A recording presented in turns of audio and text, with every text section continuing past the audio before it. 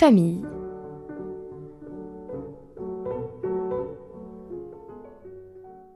Aujourd'hui, nous allons parler des mamans entrepreneuses.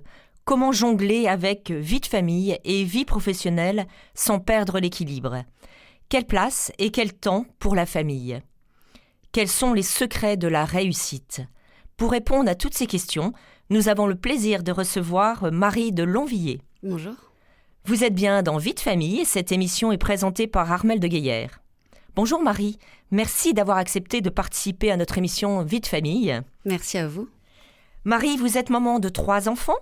Vous avez été salariée dans une agence de communication jusqu'à la naissance de votre premier enfant. Et à la naissance de votre aîné, vous créez le site en ligne « Il était plusieurs fois », site d'achat-revente de vêtements d'occasion pour enfants. Vous l'avez ensuite revendu. En 2022, vous avez fondé un deuxième site, Philly, marque d'outils éducatifs que vous avez aussi revendu. Et depuis janvier 2026, vous êtes consultante indépendante en stratégie de marque. Marie, est-ce que petite, vous aviez déjà cet appétit pour l'entrepreneuriat?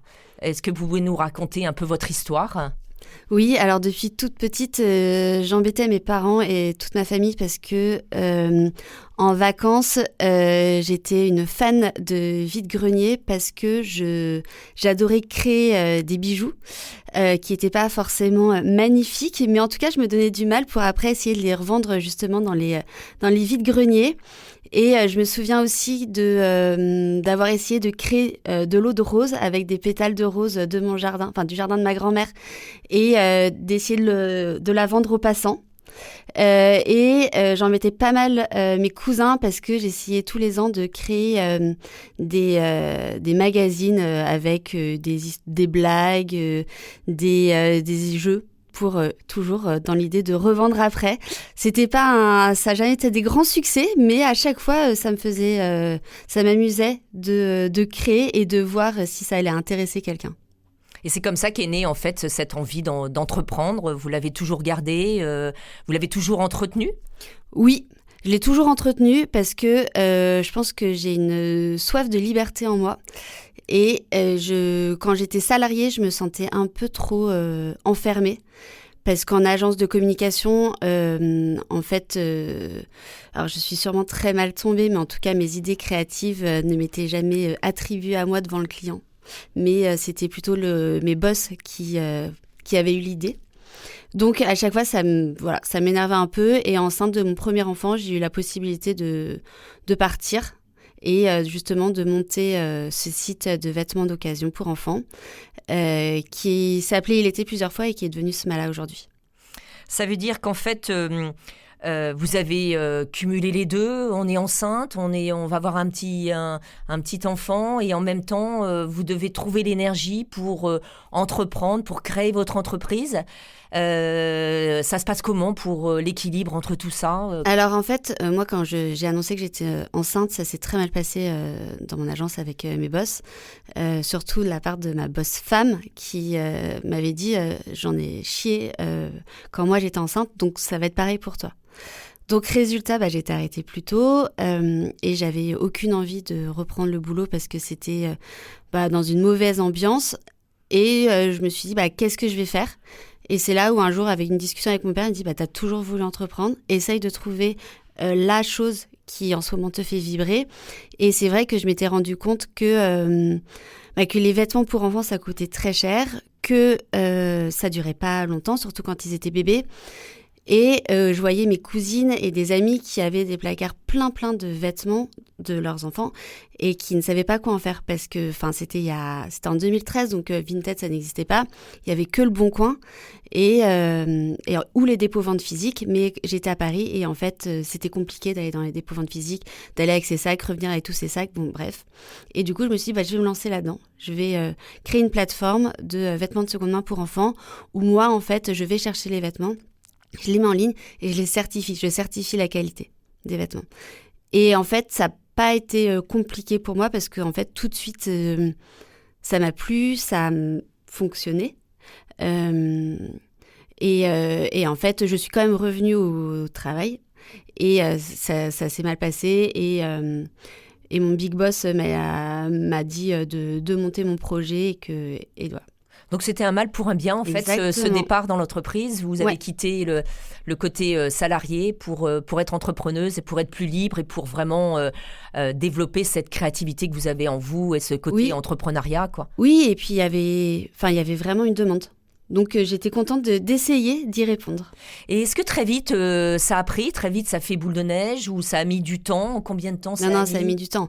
Non, ça a mis du temps parce que la seconde main, c'est toujours un peu perçu négativement. Alors même si Vinted aujourd'hui, avec tous les budgets marketing qu'ils ont, ils ont réussi à faire que la seconde main soit un peu plus pour tout le monde, on va dire. Mais non, ça a mis beaucoup de temps. Donc je l'ai créé en 2013. Et vraiment, ce qui nous a fait décoller, c'est le Covid. Parce qu'on était les seuls à être maîtres de notre logistique et de notre stock. Et donc, on était les seuls dans toutes les marques pour enfants à pouvoir expédier. D'accord. Ça veut dire que vous avez pu exercer votre activité pendant le Covid. Les livraisons, ça se passait comment, en fait, pendant ce temps-là? Parce qu'il n'y avait pas de livreur, il n'y avait pas de... Si, il y avait encore les points relais, il y avait encore tout ça, on pouvait expédier. D'accord. Et on pouvait aller chercher? Parce que je croyais qu'on n'avait pas le droit de se déplacer. Si c'était une cause, en fait... On pouvait se faire livrer à domicile. D'accord, je me souviens plus, j'avais l'impression qu'il y avait plus de livreurs. Oui, donc le Covid vous a, en fait, favorisé. Oui. Ça veut dire qu'en fait, comment ça se passe quand on est mère de famille, on crée son entreprise, ça demande beaucoup d'énergie. Vous êtes maman avec un premier enfant, ça demande aussi beaucoup d'énergie et c'est nouveau. Comment on trouve cet équilibre? Je passe combien de temps avec mon enfant? Je passe combien de temps dans mon contexte professionnel? Alors moi, comme j'étais salariée quand j'ai eu mon premier enfant, en fait, j'avais déjà une garde qui était mise en place. Donc en fait, j'ai gardé la garde. Donc, mon enfant était à la crèche et j'allais le récupérer le soir, pas très tard, mais j'allais le récupérer. Donc, j'avais quand même ma journée pour moi, pour faire mon travail. Donc, ça s'organisait plutôt bien. Et c'est quoi une journée type d'une maman entrepreneuse? À quelle heure on se lève? À quelle heure on finit? Comment on fait des vraies coupures pour être... à fond, en fait, ou à 100% avec ses enfants? Comment on organise une journée? Alors, je pense que c'est très personnel. Chacun fait en fonction de ses envies et de sa vie aussi. Et moi, c'est assez simple, entre guillemets. Comme j'ai des enfants, je me lève en même temps qu'eux. C'est mon mari qui les emmène à l'école. Et du coup, moi, à 8h30, je commence à travailler et j'arrête généralement vers 17h30. En fait, moi, je mets un point d'honneur à être disponible pour mes enfants quand ils rentrent de l'école, pour qu'ils sachent déjà que je suis là et que je puisse quand même jeter un petit coup d'œil sur les devoirs. On va pas se mentir. Voilà. Et après, vous vous remettez à travailler, en fait, ou alors vous, à partir de 17h30, 18h, c'est fini, la journée d'entrepreneuse, en fait, est finie, elle recommence le lendemain, ou alors vous accordez quand même parfois un petit temps de travail quand tout le monde est couché? Ouais, alors ça a beaucoup évolué. Au début, avec Il était plusieurs fois, je travaillais, mais tout le temps, avec mon bébé dans les bras, je ne m'arrêtais pas. Mais c'est très épuisant de jamais s'arrêter. Je prenais, quand je partais en vacances, je travaillais toujours. Enfin, voilà. Donc, et après, avec Philly, c'était un peu pareil. En fait, comme on est un peu dépendant de nos clients, des commandes, il y a aussi cette excitation de savoir est-ce qu'il y a des commandes, est-ce qu'il y a des personnes sur mon site, est-ce que ça marche, en fait. Donc, on a toujours un coup d'œil sur plein de choses. Je me sentais jamais vraiment à 100% disponible. Et c'est aussi une des raisons pourquoi j'ai voulu vendre Philly, c'est que j'avais envie de me libérer de ce poids-là. Et aujourd'hui, maintenant, j'éteins mon ordi et je retravaille plus. Et en effet, dans une nouvelle activité comme un conseil, comme vous, en tant que consultante indépendante en stratégie de marque, ça peut attendre le lendemain, ça peut attendre le surlendemain. Ouais. Ce n'est pas l'immédiateté qui fait qu'en fait, on doit répondre pour être performant, pour que le client soit satisfait. Donc, il n'y a plus cette exigence dans la minute. Exactement. Et puis après, c'était parce que moi aussi, j'avais ce caractère-là de toujours vouloir checker tout ce qui se passait et... C'était mon caractère. Après, je pense qu'il y a plein de personnes qui arrivent à couper. Mais moi, c'est vrai que j'arrivais pas vraiment. Mais en tant que consultante, je sauve pas des vies. Donc je pense que... Et je mets un point d'honneur à dire à mes clients que le mercredi, c'est vraiment dédié à mes enfants. Donc voilà, en fait, maintenant, j'assume en fait que mes enfants, j'adore travailler, pour moi, c'est vraiment une passion, j'adore ce que je fais. Mais en revanche, ma vie de famille est extrêmement importante et j'ai pas de scrupules à le dire. Et je trouve que depuis que je l'affirme, en fait, ça se passe beaucoup mieux pour tout le monde, en fait. Il y a moins ce sentiment de culpabilité, en fait, qu'on peut avoir vis-à-vis des autres, vis-à-vis de ses enfants. En fait, c'est assumé, c'est un fait, et puis voilà. Vous parliez de votre caractère. Quelle qualité faut-il avoir, en fait, pour des entrepreneuses ou en étant entrepreneuse et mère de famille?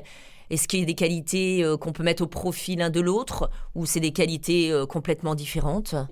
Non, je pense que tout va ensemble. Enfin, en tout cas, moi, j'ai toujours considéré que mes entreprises étaient liées à ma famille. Donc, moi, je suis quelqu'un d'extrêmement organisé dans la vie parce que ça me rassure, le cadre me rassure. Et en même temps, être entrepreneur, c'est ne jamais savoir de quoi est fait le lendemain et de savoir que il peut y avoir plein de grains de sable et comment faire pour justement jongler très vite pour y arriver. Donc c'est plutôt... c'est l'adaptation, je pense. Ouais, c'est plutôt équilibre ou adaptation permanente? Moi, je pense que c'est plutôt adaptation permanente. C'est d'avoir un cadre, mais en fait, savoir que ce cadre peut changer et ne pas avoir peur qu'il change. Et comment vous gérez en fait des imprévus? Vous avez un petit grain de sable, la nounou n'est pas là, qu'est-ce que vous faites? Vous prenez quelle décision? Et ben pendant longtemps en fait tout au début, surtout au début de mon association, parce que il était plusieurs fois, je me suis associée au bout de 3 ans. En fait, ça me stressait, j'avais vraiment peur justement de ces grains de sable. Et avec le temps, en fait, je me suis dit, c'est pas grave, en fait, j'ai des grains de sable, j'ai des enfants, en fait, ils vont venir au boulot. Ils vont voir ma vie, ils vont la comprendre, et puis ils vont m'aider.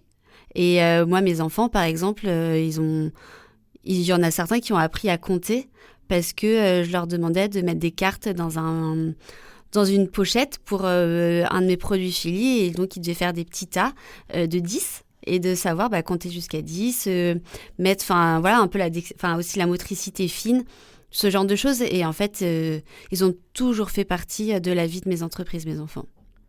Pour revenir en fait aux qualités qu'il faut avoir pour être entrepreneuse, donc il faut être organisée. Qu'est-ce qu'il faut d'autre en fait? De l'énergie, de la passion? Ouais. Alors je pense qu'il faut être passionné parce que c'est quand même très exigeant d'être entrepreneur parce que on s'arrête jamais. Quelque part, on a toujours ce cerveau, sa tête qui fourmille d'idées, il y a toujours une petite voix qui dit il faut faire attention à ça, faut pas oublier ça. Donc il faut vraiment savoir pourquoi on le fait. Et être passionné, ça c'est évident. L'énergie, oui, mais ça je pense dans tout. Mais je pense qu'il faut aussi avoir une soif de liberté, d'indépendance et envie d'avoir d'un peu de changer les choses. À notre échelle, c'est pas une question d'ego de se dire là je vais créer quelque chose de sensationnel. Mais en tout cas, moi je suis toujours partie d'une problématique qui était importante dans ma vie. Et après, de pouvoir la mixer avec... déjà, de me rendre compte que j'étais pas la seule à la vivre, cette problématique, parce que sinon, ça ne peut pas marcher. Et comment, justement, l'adapter pour trouver des clients. Est-ce que c'est accessible à tout le monde, le côté entrepreneuriat, ou il y en a qui sont faits pour être salariés, il y en a qui sont faits pour être entrepreneurs? Non, je pense qu'il y en a qui sont faits pour être salariés et d'autres pour être entrepreneurs. Et heureusement qu'il y a les deux, parce que toute entreprise ne pourrait pas vivre sans salariés. Mais je pense que il y a plein de personnes qui ont besoin d'un cadre, savoir qu'il va y avoir un salaire fixe tous les mois, avoir des avantages de salariés, que quand ils éteignent leur ordinateur, ils vont plus travailler. Il y a des personnes qui aiment cette vie-là et des personnes qui, justement, n'aiment pas être dans le cadre. Donc vous êtes bien, on a plein de choses encore à se dire, vous êtes bien dans Vie de famille. Nous parlons aujourd'hui des mamans entrepreneuses, comment jongler sans tomber, avec Marine Lonvilliers. Nous nous retrouvons après la pause musicale.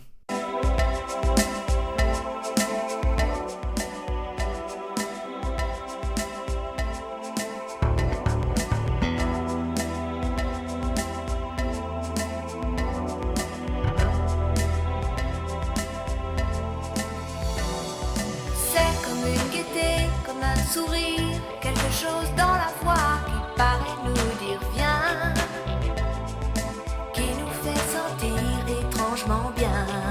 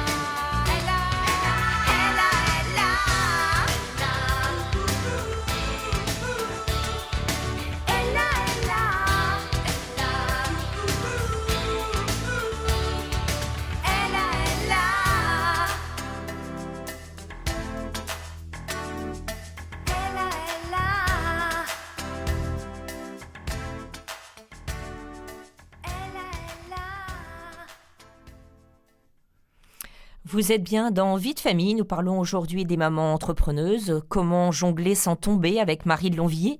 Marie, vous avez choisi Ella de France Gall. Pourquoi ce choix ?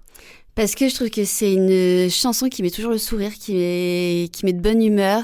D'habitude, je la chante à tue-tête. Là, je me suis retenue. Non, je trouve qu'elle met en joie cette chanson. Et je me rappelle que quand j'avais des petits coups de mou, quoi que ce soit, à chaque fois, je la mettais et elle donne de l'énergie. Je vous remercie, je l'ai écoutée ce matin et c'est vrai qu'en fait, elle est enthousiasmante. Justement, vous parlez de petits coups de mou. Est-ce que ça vous est arrivé à un moment donné, au cours de cette vie d'entrepreneuse, d'avoir des petits coups de mou ? Et dans ces cas-là, comment vous écoutez bien sûr Ella de France Gall, mais est-ce que vous raccrochez à quelque chose ? Comment vous repartez en fait ? En fait, dans la vie d'entrepreneur, je trouve qu'il y a toujours plein de problèmes. Mais il y a un dicton qui dit « il n'y a pas de problème, il n'y a que des solutions ». Et parfois, pour trouver les solutions, c'est vrai que ça peut prendre du temps. Et moi, j'ai des passions, j'adore lire, j'adore peindre et j'adore faire du sport. Et en fait, c'est me recentrer en fait sur moi-même parce que mon entreprise et ma vie de famille, je vais pas dire que je suis le socle, mais quand même. Et pierre angulaire. Ouais.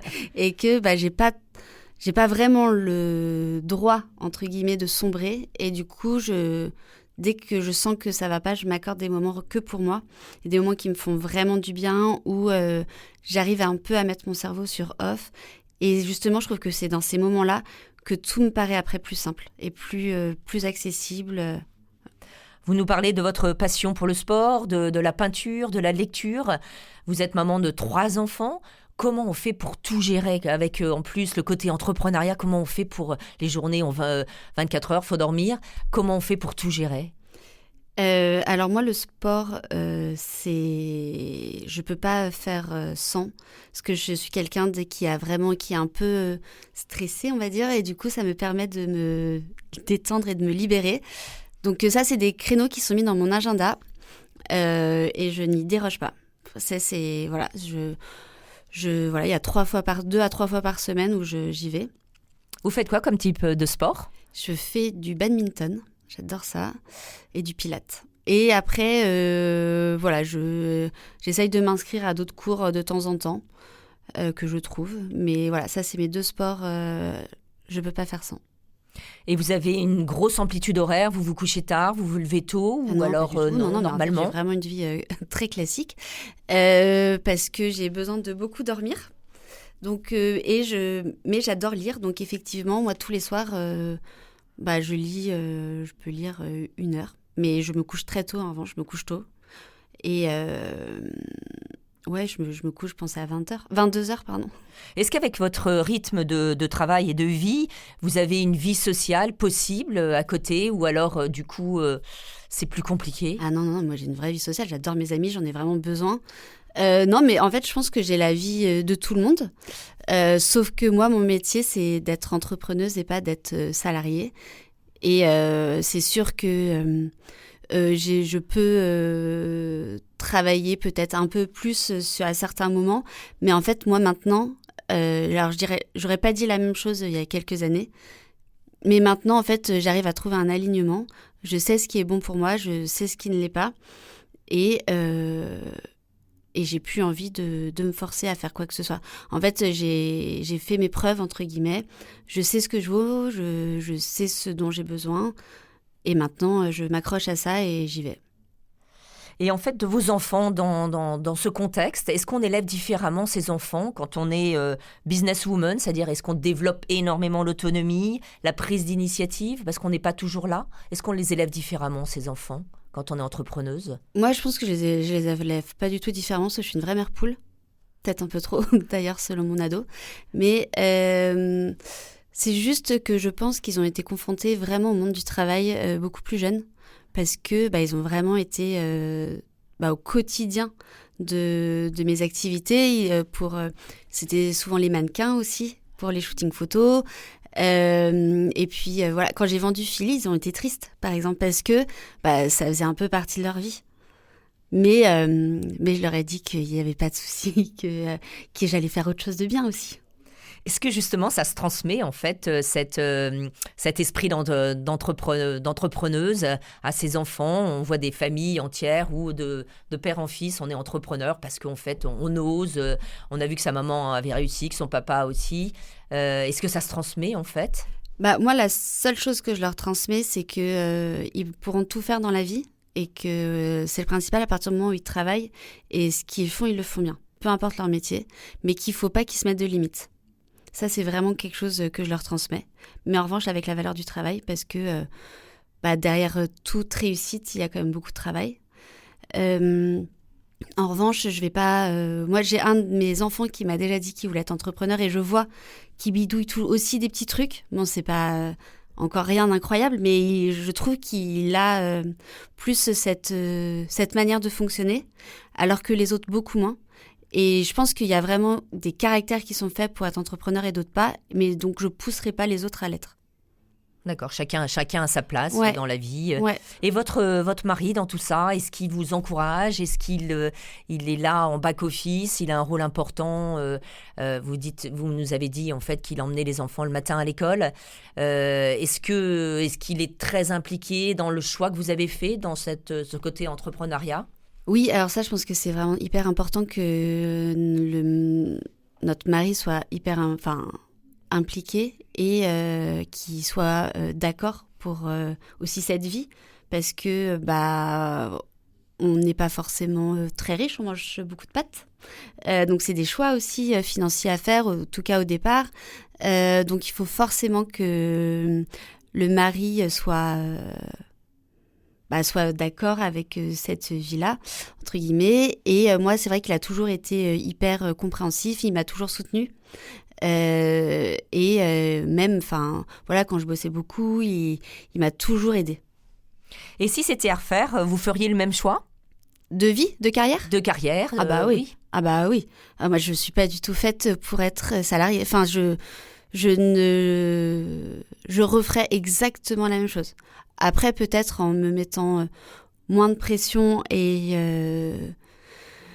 Et en me connaissant mieux, en me faisant peut-être plus confiance, notamment au début.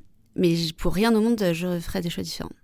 Quel conseil vous donneriez à une femme qui hésite à se lancer à cause de sa vie familiale ? Qu'est-ce que vous lui donneriez comme conseil ? Alors moi, c'est peut-être un conseil hyper bateau, mais je pense qu'on n'a qu'une vie.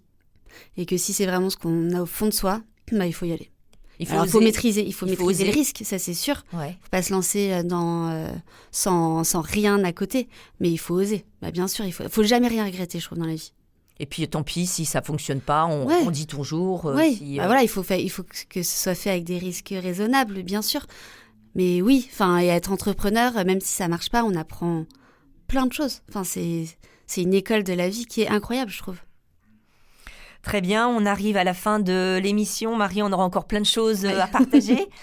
Donc, être maman et entrepreneuse, vous le prouvez, c'est possible. Tout est une question d'équilibre et d'adaptation. C'est exigeant. Cela demande organisation et énergie, mais l'essentiel est de ne pas céder à la culpabilité. Être pleinement présente au travail comme en famille permet de vivre chaque moment avec justesse à fond.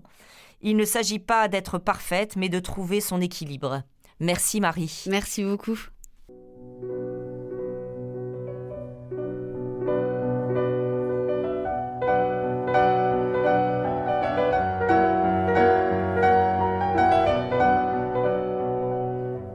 C'était Vie de famille.